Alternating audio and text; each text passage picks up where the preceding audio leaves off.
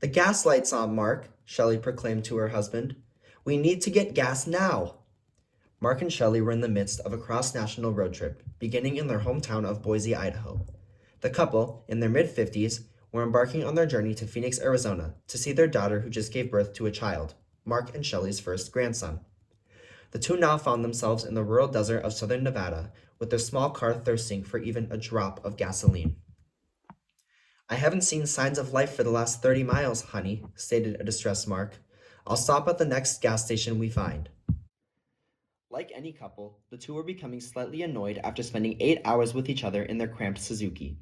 The pair had been within close quarters for the entire trip, barring one bathroom stop, and any sign of a break from driving would be a great relief for both of them. That, combined with the fear of a gasless car in the middle of the Nevada desert, was enough to send the couple into a state of near panic. There! Shouted Shelley, pointing to a sign off the road, signifying a gas station nearby. That sign! It says if we take a right, there should be a gas station off this road in the next mile. Mark veered the car right onto a gravel road.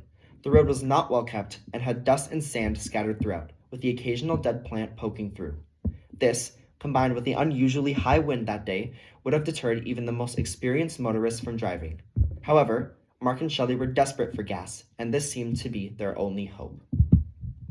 Then, Mark noticed something peculiar while looking through his rearview mirror. Shell, he said, I don't see the sign. It's gone. Shelley looked back and couldn't see it either. Strange, she started. The wind must have knocked it over. The two dismissed the strange occurrence as a result of the gusty conditions and continued driving. Around 5 minutes later, they approached what they would have called the Promised Land, a gas station. The station was tiny and only featured one pump. It had no sign indicating what the price of gas was, and there was no sight of a worker anywhere. However, the strangest aspect of the station was its location. The station was on the left side of the road, and a small wooden house was directly across from it. These two buildings were the only things on the road, which ended about 10 feet after the gas station. Is this the right place? Asked Shelley, skeptically. Sure is, said Mark. That looks like a gas pump to me. They pulled their car up to the pump, and Mark began exiting the vehicle. You getting out? He asked Shelley, who remained seated. No, she replied. This place creeps me out. I can wait to use the bathroom until Las Vegas. It's only an hour away. Let's just get gas and leave, please. Mark stepped out of the car onto the sandy gravel. Going through the motions, he inserted his card into the pump, selected which gas he wanted, and grabbed the nozzle. He put the nozzle into his car and pressed down on the lever to begin fueling. The second pressure was applied to the lever, a deafening boom sounded. Mark dropped the dry nozzle, and Shelley clasped her ears as she let out a massive scream. Looking around, Mark realized that 4 titanium walls had risen around them, measuring 20 feet tall by 2 feet wide. He frantically ran to the nearest wall, scratching and banging as if that would somehow collapse the giant metal sheet. Shelley exited the car and two began searching for any sign of an exit. After a fruitless search for any way to leave the titanium labyrinth, the couple met each other back at the car. A panicked Shelley grabbed her phone out of her pocket in an attempt to call the police to get help. However, when she tried to open her phone, nothing happened. The screen remained black, and no matter what she did, the phone would not turn on. Mark took out his phone and discovered that he had the same issue. There was no way for Mark and Shelley to get help. They were trapped. Shelley fell to the floor and began sobbing. In her eyes, this was a nightmare where she and her husband were trapped in a 50 by 50 foot titanium box with only a near-empty car, a tiny gas station, and a deteriorating wooden house. Mark laid his hand on Shelley's shoulder in an attempt to console her. Someone will find us out here. We just have to wait it out. No one is going to find us out here, retaliated Shelley. She was right. The reflective titanium walls made it extremely difficult for anyone more than half a mile away to see the structure. We're going to die. Nobody is going to die, Shelley, responded Mark. Someone will see us out here and call for help. It's only a matter of time. Why don't we look around and see if we can find any food to tide us over until help arrives? After some deliberation, the couple decided to split up. Mark headed for the gas station on the left, and Shelley turned right and began for the abandoned house.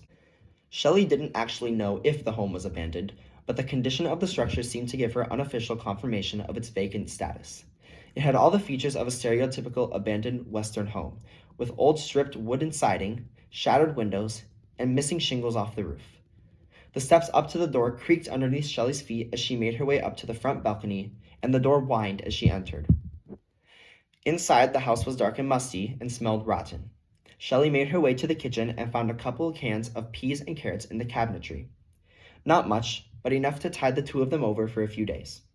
Shelley turned to exit the house and began making her way to the front door. As she placed her hand on the doorknob, a faint ringing noise began.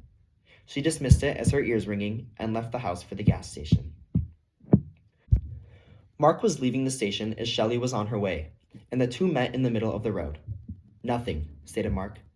Every shelf empty. Was there anything in the house? Just this, replied Shelley, holding up the 2 cans of carrots and peas. That won't be enough, said Mark. Did you check the whole house? Just the kitchen, but there was a basement that I didn't go to. Why don't you go look there and see if there's any more food? I'll go back to the station and see if I can find a cellar or something that might have food. All right, said Shelley. She turned and began walking towards the house. Love you, said Mark. Shelley turned around. Love you too. The ringing intensified as Shelley went back into the house. Day had turned to night, and the house was nearly pitch black due to the absence of any light source. The further she went inside, the louder the ringing became. It was now too prevalent to be dismissed as a ringing of the ears, and filled Shelley with more anxiety with every step she took. She passed the kitchen, living room, bathroom, and bedroom until she found herself facing the basement door at the very back of the house. The ringing noise was now more of a scream, as if somebody was yelling right into Shelley's ears. Tears welled up in Shelley's eyes as she grabbed the door handle. She was horrified to go downstairs, but the possibility of food there overpowered her terror. She quickly opened the door as if she expected something to jump out at her. The screeching ring stopped. Relieved, Shelley slowly walked down the creaky wooden steps and noticed a faint glow in the distance. Shelley reached the basement, where the silence was disrupted by the faint buzz of a single light bulb hanging down about 15 feet in front of her. The basement had a strange layout, consisting of one long hallway connecting the stairs to a doorless room that housed the light bulb in the center. The buzz of the light bulb was almost more eerie to Shelley than the ringing she had heard earlier. Trembling, she took slow steps on the concrete floor and progressed to the room. It felt as though she was frozen in place and was only being pulled forward by the hope of food at the end of the hall. She reached the end of the hallway and stepped into the room. Shelley then looked to her left, noticing a freezer. She rejoiced and threw herself at the freezer as if it was a treasure chest full of gold. The buzzing stopped. Shelley touched the freezer door, and the thunderous ringing began again. She screamed, covering her ears with her palms as she fell to the floor. It was the loudest noise she had ever heard, much louder than the bang of the titanium walls rising earlier. Tears streamed down her face as she pulled herself up off the ground, bringing herself to the freezer. She opened the door and looked inside. There, she saw a dead body staring back at her, with a bloody knife in the middle of its chest. Help me! Help me! She screamed as she ran up the basement stairs. She couldn't hear herself over the roar of the intense ringing around her. Her vision was clouded with tears as she began ripping out pieces of her hair to distract herself from all that was happening around her. Maybe the pain will make everything go away, she thought. She was wrong. Nothing she did could dampen the noise. Shelley screamed as she ran through the house as if a killer was chasing her and would stuff her in the freezer next. The ringing got louder and louder as she raced through the house and out the front door, as if it was chasing her, about to pounce. Mark heard Shelley's screams and ran outside to help her. Just as he reached her, Shelley tripped on the gravel. Mark attempted to help her up, but she violently shoved him aside, knocking him over as well. Shelley snatched the car keys off of Mark's jeans and sprinted to the car with a crazed look in her eyes.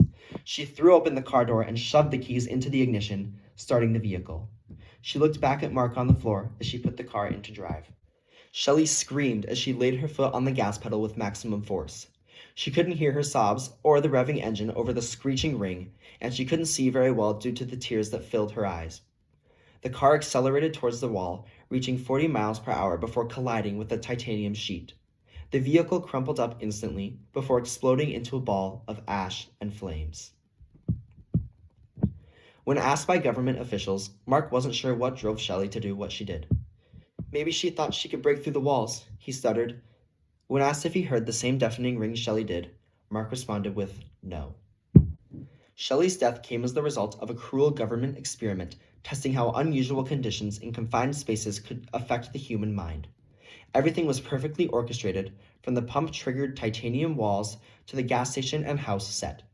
However, there was one aspect of the experiment that was not set up by the government: the dead body. A police investigation led to an unsuccessful search, with many falsely assuming that Shelley must have killed whoever was stuffed in that freezer. After seeing the devastating results of the experiment, the government never conducted anything similar. Mark was offered $50 million for the trauma he endured, which he did not accept. He refused to drive after the incident and was escorted back to Idaho by government employees. Mark died 3 months later and never saw his grandson in Phoenix.